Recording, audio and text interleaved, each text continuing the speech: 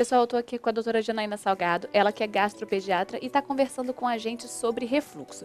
No primeiro bloco, a gente estava falando basicamente sobre a diferença do refluxo fisiológico, aquele que é natural, para o refluxo patológico, onde já é considerado uma doença, né, doutora Janaína? Exatamente. E muita gente tem dúvida. Qual que é a diferença do refluxo para o soluço?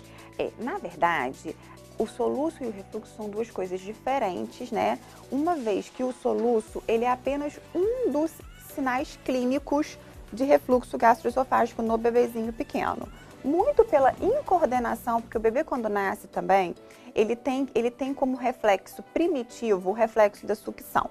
Só que nem todos os bebês nascem 100% prontos para poder sugar, porque ele tem que sugar, saber o que ele vai fazer com aquele leitinho que está dentro da boca dele, que é deglutir. Então, às vezes, essa coordenação da sucção com a deglutição, ela precisa de amadurecimento. E nessa incoordenação, os bebês podem sugar muito rápido, deglutir muito ar nesse momento e acabam fazendo refluxo. E aí o refluxo acaba gerando o soluço. Exatamente, entendeu? E aí aquela criança que soluça, vez ou outra, às vezes após a mamada, não tem problema. A gente não precisa pensar em refluxo todas as vezes que a gente vê um soluço. Mas aquele soluço persistente, que fica o dia todo, que não é necessariamente ligado às mamadas, ele precisa ser analisado e pode ser um sinal clínico do refluxo gastroesofágico.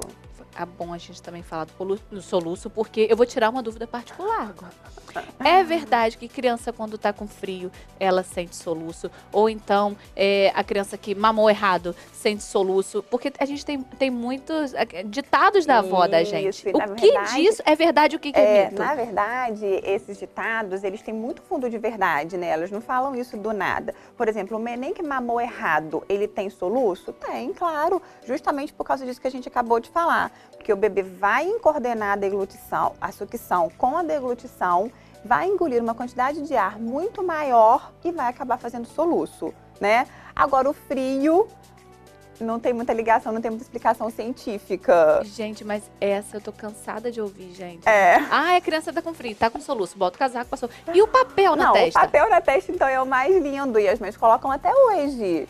E quem sou eu para dizer que isso não tem explicação científica? Vai ficar o papel na testa sem problema nenhum. E eu vou dar as outras orientações para ela para poder tentar melhorar o refluxo do E dá pra gente também, vamos lá. E é exatamente isso. O que a gente tem que pensar então? Todas as vezes que a gente tenta resolver um probleminha de recém-nascido, que a gente está falando aqui agora de um bebezinho que acabou de nascer e que tem no máximo 6 meses de vida. Então, tudo a gente tem que pensar que são estruturas imaturas e a gente tem que dar tempo para ele coordenar isso tudo dentro do organismozinho dele. Então, tudo tem que ser feito. Primeira coisa, o bebê, a gente tem que entender que ele faz uma simbiose com a mãe, assim, de maneira perfeita. Absurda, é absurdo. Então, esse processo simbiótico entre a mãe e o filho, gente, ele tem que ser visto como primeira solução para todos os problemas do bebê. Porque se a mãe está ansiosa, estressada, nervosa, essa simbiose vai ser feita com a criança. E a criança não vai conseguir organizar as coisas que tem que organizar, não vai conseguir mamar direito, não vai conseguir sugar direito. Então, a primeira coisa que a gente tem que pensar é o seguinte. Calma. Exatamente. Orientação, porque eu acho que o pediatra hoje em dia, o médico em si, ele não é mais só aquele prescritor de remédio, ele não é mais só aquela pessoa que cura a doença. Eu acho que a medicina hoje em dia ela é muito mais orientação. E tá mais humanizada. Exatamente, esclarecimento. Porque se eu tenho um paciente, por exemplo, uma mãe, por exemplo, que ela foi orientada, que o filho dela pode ter cólica, que o filho dela pode ter soluço, que o filho dela pode ter regurgitação e que isso é extremamente normal, por que ela vai ficar nervosa? Ela não vai. Então, eu acho que o que falta na grande maioria das vezes é exatamente esse esclarecimento para as mães. Porque aí ela vai conseguir fazer a simbiose com o bebê, de pegar ele, levar para um lugar tranquilo, colocar ele com uma luz bem suave, com apenas o som da voz dela, entendeu? Ou levar ele para poder tomar um banho naquele momento que o som da água também acalma muito as crianças. Aquele negócio de 1 milhão de pessoas visitando, pega o bebê aqui, pega o bebê ali, entendeu? Gente, essa é ótima, porque rola no Face, né? A gente vê dicas pra você visitar o bebê em casa. Aí eu postei uma dessa, minha irmã falou assim, nossa, como você é grossa. Não, não é grossa. A gente que é mãe, a gente sabe. Gente, funciona o negócio. Funciona. Não pode. E as pessoas, coitadas, as pessoas também não fazem isso de maldade. Elas querem agradar o tempo todo, mas infelizmente estressa o bebê. E aí, ou seja, então todo esse cuidado com o bebê, ele vai melhorar, sem sombra de dúvida, todas as manifestações clínicas que ele pode vir a ter. Tanto de soluço quanto de refluxo fisiológico. Isso é bom saber. E foi bom você falar das manifestações clínicas. Como que é feito o diagnóstico? Então, o diagnóstico é lindo, porque é o seguinte, o que a gente tem que botar na cabeça é que não existe nenhum exame, nem laboratorial e nem de imagem para a gente fazer diagnóstico de refluxo. É olhando mesmo. É diagnóstico clínico, é a história da mãe, é a observação dos sinais clínicos do bebê. Então isso é muito importante, porque geralmente as mães ficam preocupadas, porque eu tenho que fazer uma endoscopia, porque eu tenho que fazer uma cintilografia. Nada disso faz diagnóstico de refluxo. Nada. Isso a gente só usa em casos mais graves para poder acompanhar algum tratamento que a gente não conseguiu resolver, entendeu? Mas o diagnóstico de refluxo é lindo, ele é um diagnóstico clínico, é uma conversa exatamente como essa que eu estou tendo com você hoje, é a conversa que eu vou ter com a mãe.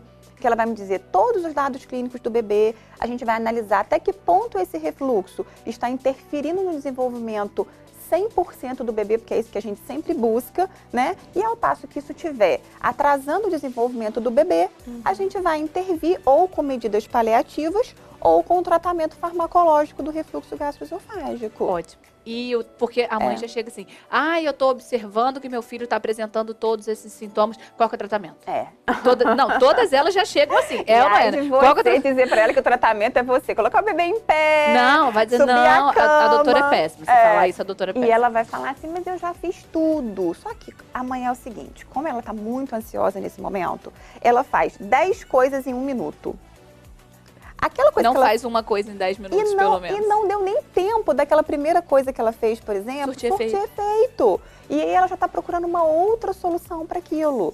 Só que é um conjunto de coisas, é uma mudança hormonal muito grande, o pós-parto é uma situação complicada para a mãe enfrentar, entendeu? Principalmente o primeiro filho. Então isso tudo gera um desconforto emocional na mãe muito grande. Para ela ter esse equilíbrio de ser orientada, ela tem que ter uma ajuda muito grande de um profissional bom para poder dizer a ela aquilo que ela tem que ficar nervosa e aquilo que ela não precisa ficar nervosa. E como é que eu faço? A gente já viu que o refluxo fisiológico, eu não preciso fazer nada. Nada, esperar. A criança comendo com 6 meses, ela vai melhorar com certeza. A criança sentando, a criança começa a andar e aí acabou, a vidinha normal. Felicidade.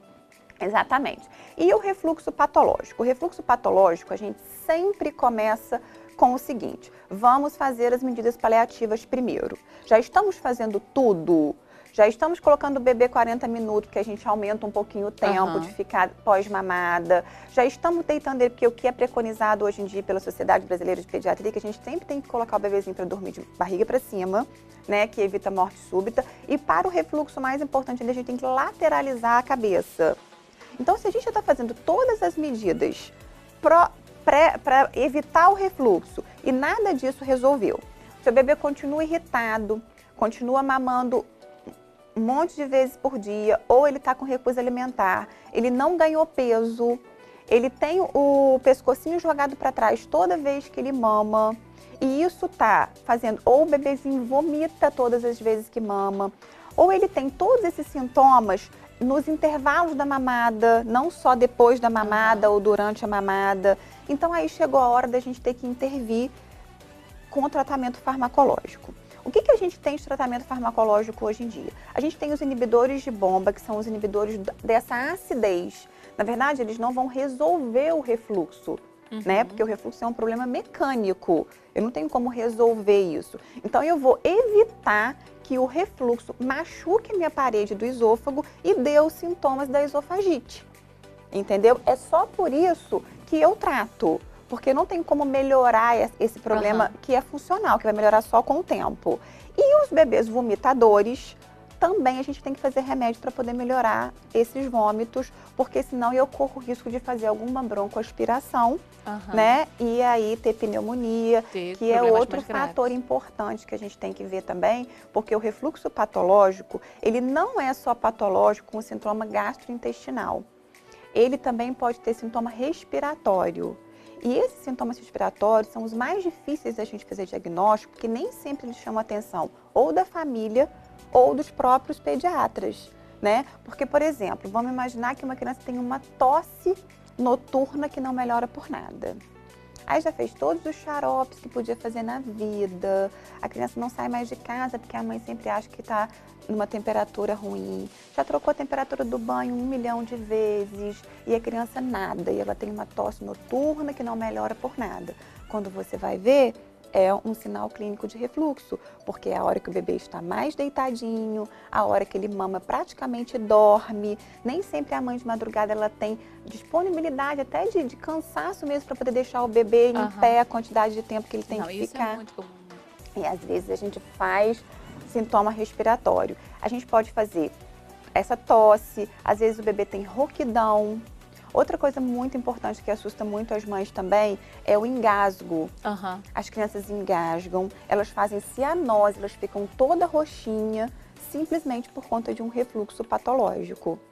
Então, entendeu? é muito mais amplo do que a gente pode imaginar o refluxo. Né? E a gente tem que deixar bem claro que o refluxo não necessariamente precisa de vomitar. Isso eu acho que é a mensagem mais importante que a gente pode trazer aqui hoje, porque a gente tem que pensar em refluxo em outros momentos, principalmente nas infecções de via aérea de repetição. Às vezes as crianças fazem pneumonia de repetição e aí você vai ver no final é refluxo. A gente trata e elas param de fazer pneumonia. Uma verdadeira aula aqui hoje, gente. Gente, a doutora Janaína nos brindando com toda a sua expertise. Ela que é gastropediatra, extremamente conceituada no assunto. E a dica mais importante que a gente vai deixar aqui hoje. Sempre procure um profissional qualificado para atender o seu filho. Eu vou ficando por aqui e no próximo bloco eu volto com mais Totalmente Mãe. Obrigada, Janaína. De nada, bom dia.